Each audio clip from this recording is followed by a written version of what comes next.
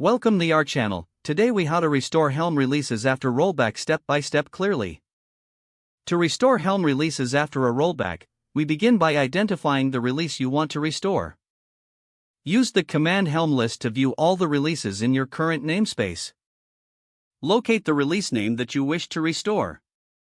Next, check the history of the release using the command Helm history, release name.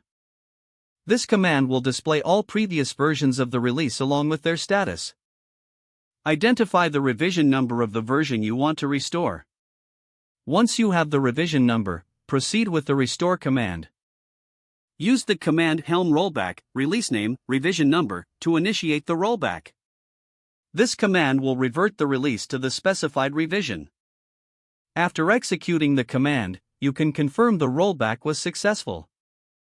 Run Helm status, release name, to check the current status of the release.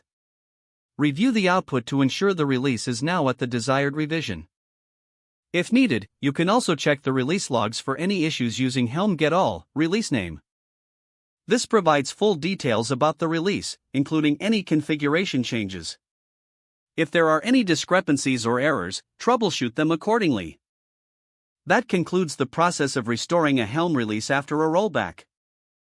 Following these steps will help you successfully restore your application to its previous state. If the page does not load, refresh the browser or try again in a private or incognito window. Make sure you are using the correct email address, then retype it carefully to avoid small typos. If your password is not accepted, use the reset option and create a new strong password you can remember.